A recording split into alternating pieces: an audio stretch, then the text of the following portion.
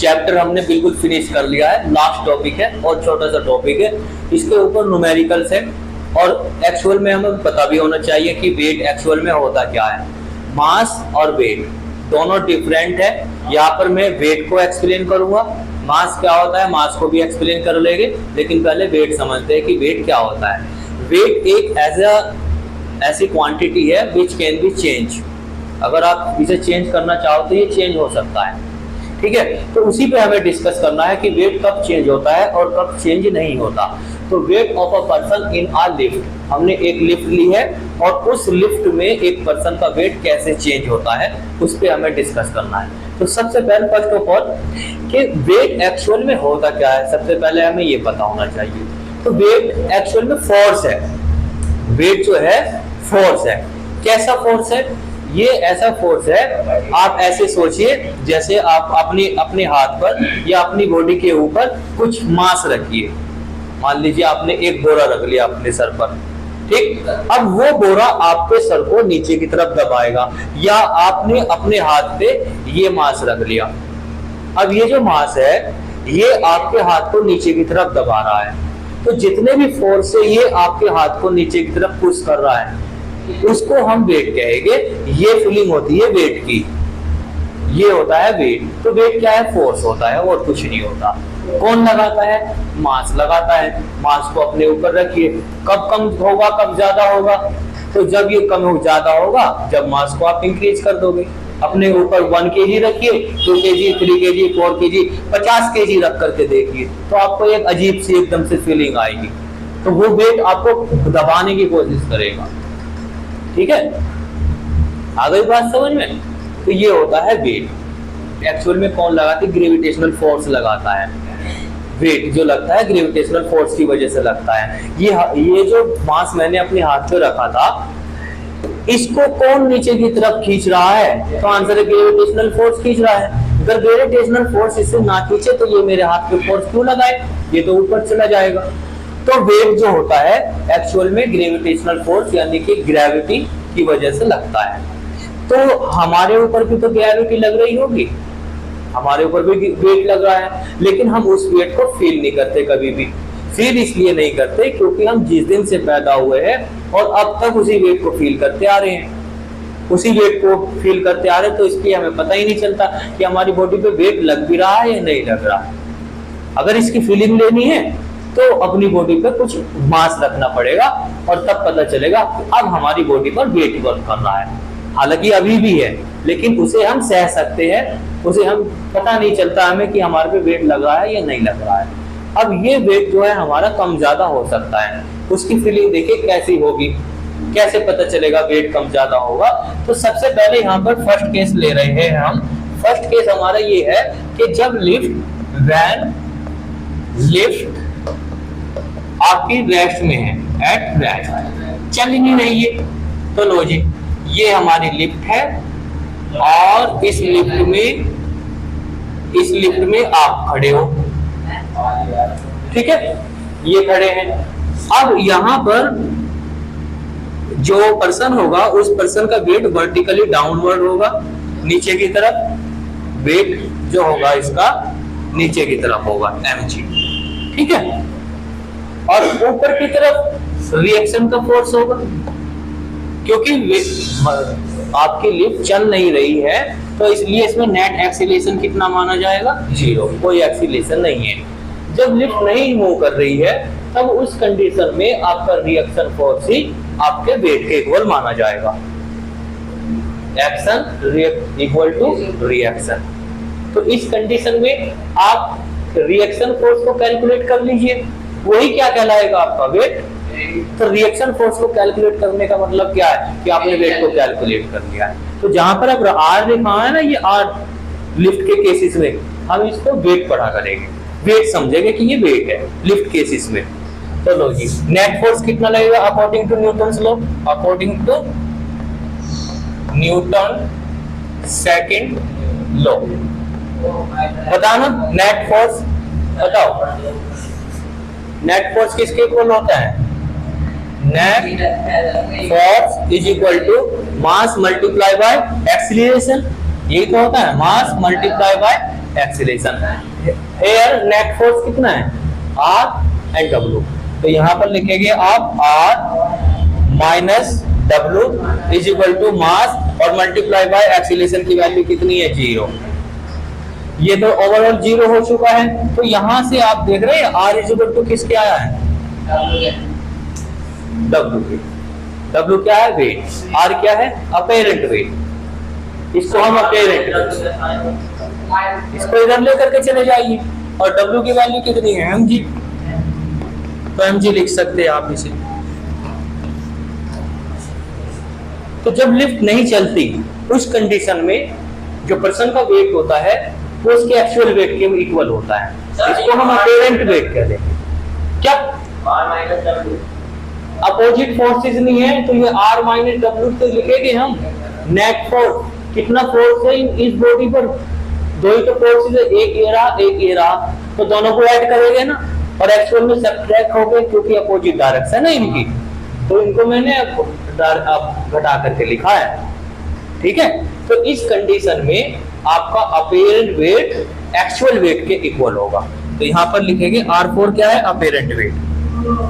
Apparent weight is equal to the actual weight, actual weight. अब second condition लेते हैं हम। सेकंड कंडीशन हम ये लेते हैं कि हमने लिफ्ट को चला देनी है आपकी बात। Second condition, when lift move upward. अब ये चल रही है भाई बच्चों अपवर्ड, और जब चलेगी तो कुछ ना कुछ इसमें एक्सीलरेशन होगा। तो मान लीजिए इस जब ये लिफ्ट ऊपर की तरफ जाती है तो इसमें एक्सीलरेशन डेवलप होता है ए एक्सीलरेशन इसमें डेवलप हो जाता है, ऊपर की तरफ जाएगी, ए एक्सीलरेशन से जा रही है। यहां पर आप खड़े हैं, ठीक, और यहां पर जब आप खड़े हैं तो आपका वेट नीचे की तरफ वर्क करेगा mg, और ऊपर की तरफ रिएक्शन का फोर्स लगेगा। ये तो हटेगा नहीं रिएक्शन का फोर्स। तो इस कंडीशन में अप्लाई करिए आप Newton second law. According to Newton second law, क्या कहता है न्यूटन सेकंड लॉ, बताना। Net force is equal to mass multiply by acceleration. Net force, how many forces work on it, R and mg, because they are opposite to each other। तो हम यहाँ पर लिखेंगे R minus mg is equal to mass multiply by acceleration. क्या समझ में नहीं आ रहा, बताओ क्या नहीं अभी पूछ ले।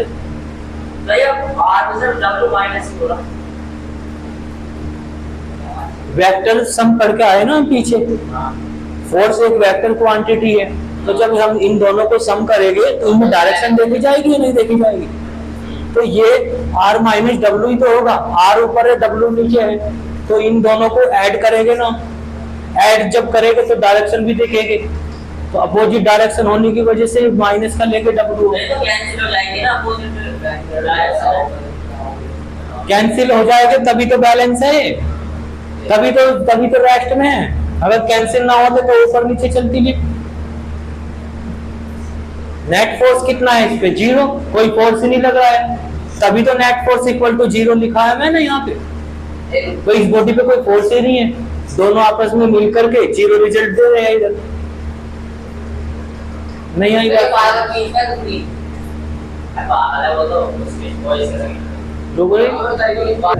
ये एक बॉडी है, इस बॉडी पर एक फोर्स ये लगा इधर से, और इस बॉडी पे एक फोर्स ये लगा, दो फोर्सेस लगे। तो इस बॉडी पे मुझे ये बता नेट फोर्स कितना है, F1 प्लस F2, इन दोनों को ऐड करेगा या नहीं करेगा, करेगा। तो अब यहाँ पे बताइए इस बॉडी पर नेट फोर्स कितना है, कितने फोर्सेस वर्क कर रहे हैं, एक तो R है और W है, दोनों को ऐड करेगा। लेकिन ये दोनों एक दूसरे के अपोजिट है ना, तो इनमें से किसी एक को माइनस ले लें हम, या तो W को माइनस ले लें, यहाँ पे माइनस कर दिया, और दोनों का रिजल्ट किसके इक्वल है, 0 के इक्वल है, 0 है इन दोनों का रिजल्ट, तभी तो बैलेंस कर रहे हैं, दोनों बैलेंस है। तो यहां से R इक्वल टू किसके आ जाएगा, W के। अब तो इन्हें कैंसिल करने का मतलब ये कोई ना तो इन्हें लिखेगा ही ना, तो अगर कैंसिल हो जाएगा तो कैंसिल हो जाएगा, तो ये लिखने के नहीं, हम इन्हें लिखेंगे नहीं। आई अभी भी बात समझ?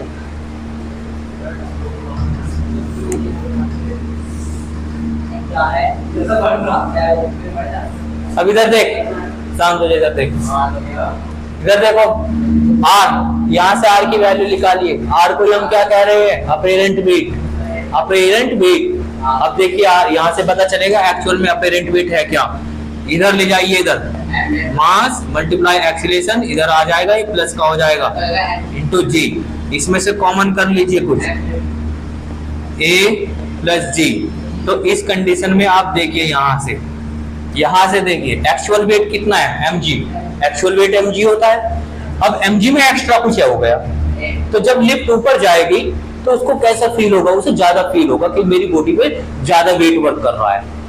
Apparent weight, actual weight plus something कुछ हो रहा है, हाँ, उसे ऐसा फील होगा, उसकी बॉडी पर ज्यादा वेट लग रहा है, लगेगा एक्चुअल में। तो जब लिफ्ट एकदम से ऊपर जाती है ना, तो हमें ऐसा नहीं लगता कि हमें कोई नीचे की तरफ दबा रहा है, और ज्यादा फोर्स से दबा रहा है। तो वो जो फीलिंग आती है उस वक्त आपका अपेरेंट वेट इंक्रीज हो चुका होता है।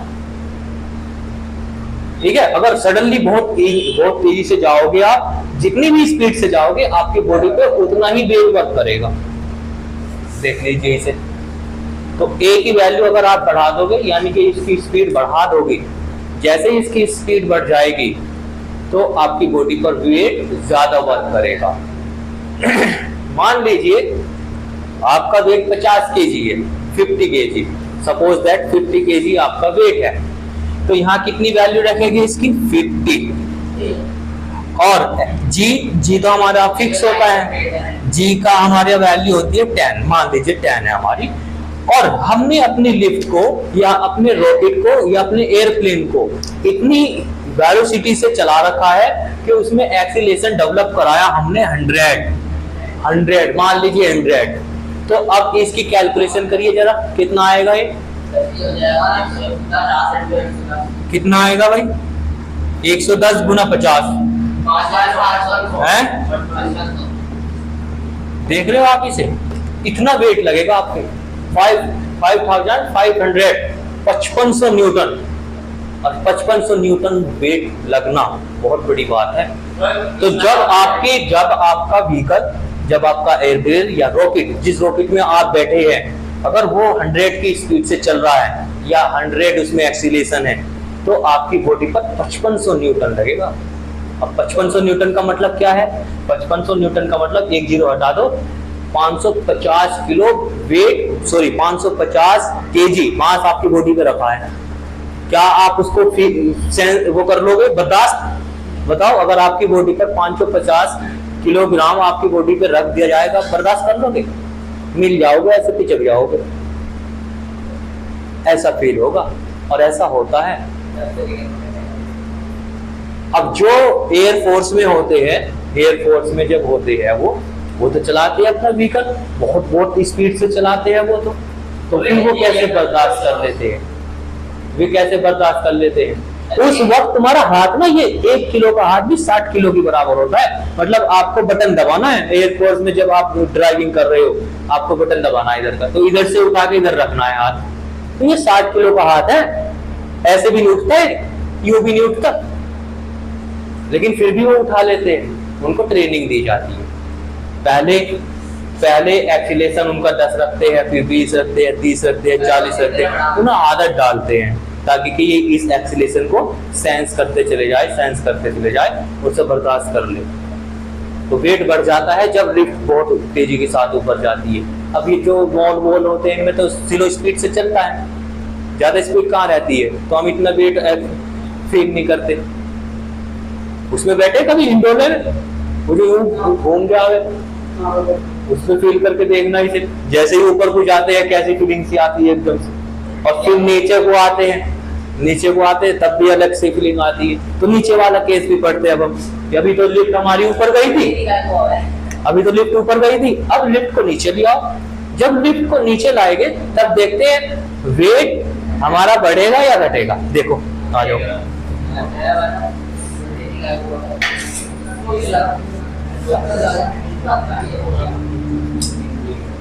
क्लियर है ये दोनों केसेस क्लियर है?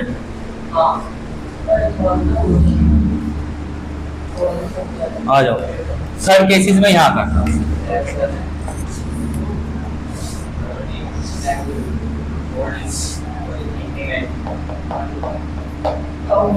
When lift move downward। और देखो इधर बच्चों बातें मत करो, तुम तो बातें करने लग जाते। देखो ये रही आपके पास लिफ्ट, ये लिफ्ट है आपकी, और इस लिफ्ट में आप हो ये, और आपका वेट नीचे की तरफ वर्क करेगा, और रिएक्शन का फोर्स तो हमेशा ऊपर की तरफ लगना ही लगना है, और इसी रिएक्शन फोर्स को हम अपेरेंट वेट कह रहे हैं। ये अपेरेंट वेट इस कंडीशन में हमें बढ़ता हुआ नजर आया है। अब इस वाली कंडीशन में देखिए लिफ्ट जो है नीचे की तरफ जा रही है ए एक्सीलरेशन से। Now only two forces which are opposite to each other, तो यहाँ पर नेट फोर्स कितना है हम न्यूटन से लिख सकते हैं, न्यूटन सेकंड लॉ अप्लाई करना। तो नेट फोर्स किसके इक्वल होता है according to Newton's law? Mass multiply by acceleration. कितना फोर्सेस वर्क कर रही है? 2 1 2, यही है ना? तो लिखो, दोनों को लिखो। सेकंड वाले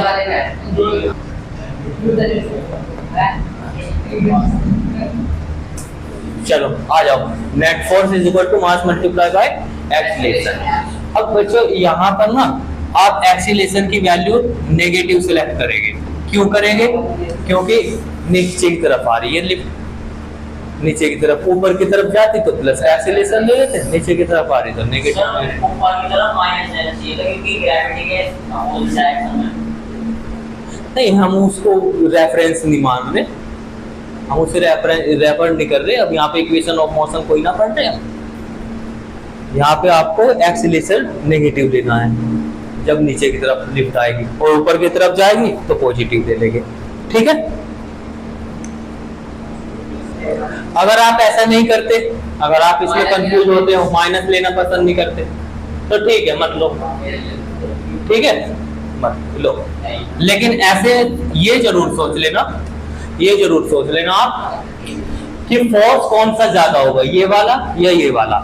क्योंकि लिफ्ट अपोजिट नीचे आ रही है तो आप mg पहले लिखोगे, mg माइनस r लिखोगे, इतना तो कर सकते हो, इक्वल टू r की वैल्यू निकालिए। r कितना आएगा यहाँ से? तो r यहाँ से आएगा mg माइनस m, यहाँ से कॉमन मिल रहा है कुछ, mg माइनस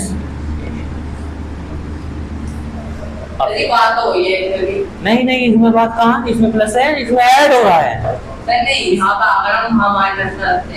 हाँ बात वही पड़ती, सेम पड़ती। अब यहाँ पे देखिए आपका अपेरेंट वेट ही आया एक्चुअल में निकल करके, ये या ये, इसको कह दो या इसको कह दो।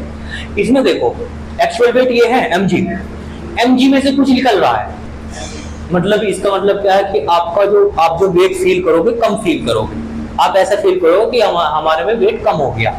जैसे आप मान लीजिए 50 kg के हैं और लिफ्ट आ रही है नीचे, तो आपको ऐसा लगेगा कि हमारे में 30 kg वेट, 30 kg है ना। और आगे बात समझ में, तो जब ऊपर जाएंगे तो वेट हमारा बढ़ जाता है, जब नीचे आएंगे तो वेट हमारा डिक्रीज होता है, हाँ उससे कम लगेगा।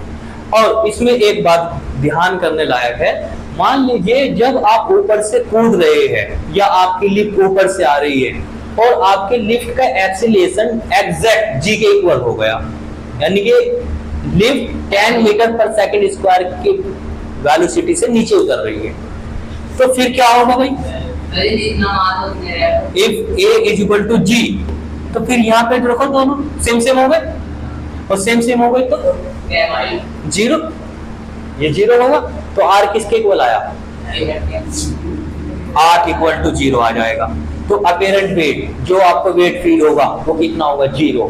तो जब आपका एक्सीलरेशन ग्रेविटी के एक्सीलरेशन के इक्वल हो जाएगा तब आप ऐसा फील करोगे कि हमारी बॉडी पे कोई वेट ही नहीं लग रहा। उस कंडीशन को कहते हैं हम वेटलेस कंडीशन। और ये वेटलेस कंडीशन बड़ी अजीब सी होती है। इसकी फीलिंग लेने लोग बाग ऊपर जाते हैं, टावर में जाते हैं या एयरप्लेन में जाते हैं, एयरप्लेन में, और वहां जाकर वहां से कूद जाते हैं।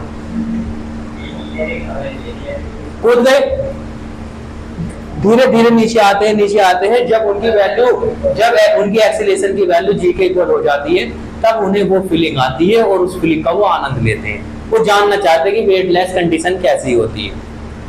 तो उस वक्त हमें ऐसा लगता है कि हमारे में कोई वेट ही नहीं, जैसे कि कागज के पन्ने, जैसे कागज, उसमें कोई वेट ही नहीं है, ऐसा लगता है। लेकिन जब वो नीचे आते हैं ना, तो वो अपना वो खोल लेते हैं, पैराशूट, आराम से नीचे उतर जाते हैं। इस फीलिंग को आप भी ले सकते हो। टावर पे जाओ, टावर से कूद जाओ, ठीक है।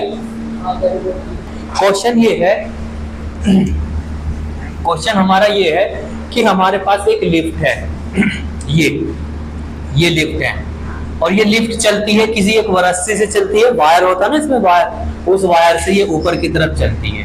तो कह रहे हैं कि जब ये लिफ्ट जो है ऊपर की तरफ चल रही है, ये इसका वेट जो दे रखा है इस एलिवेटर का, लिफ्ट को एलिवेटर बोलते हैं, इस लिफ्ट का मास दे रखा है, मास ऑफ एलिवेटर कितना दे रखा है भाई?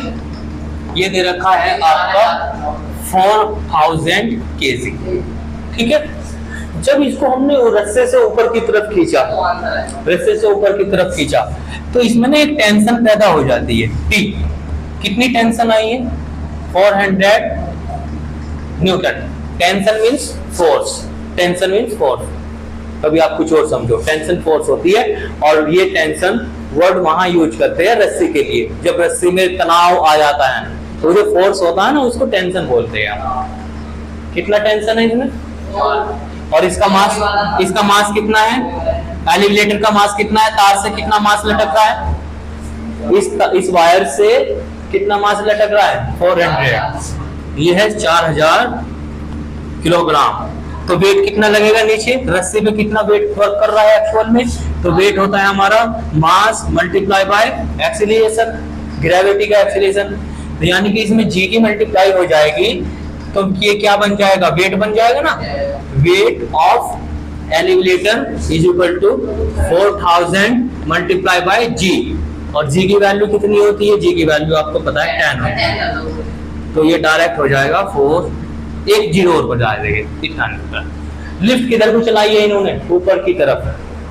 What is the upward acceleration? तो ऊपर की तरफ इन्होंने चला दी है, हमें अपवर्ड एक्सीलरेशन बताना है। नेट फोर्स देखिए कितना होगा इस पे। नेट फोर्स कितना होता है? Mass multiply by acceleration. और नेट फोर्स कितना है इस पे? एक तो टेंशन का फोर्स है, और एक ये weight mg minus mg is equal to ये m इंटू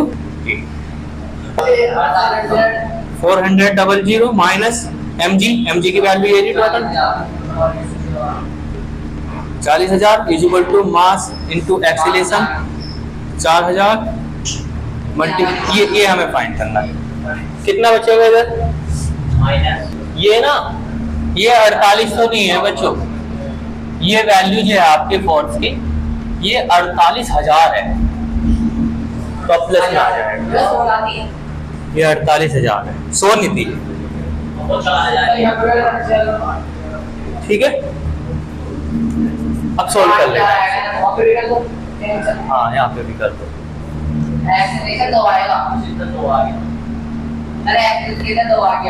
दो आ गए कैसे?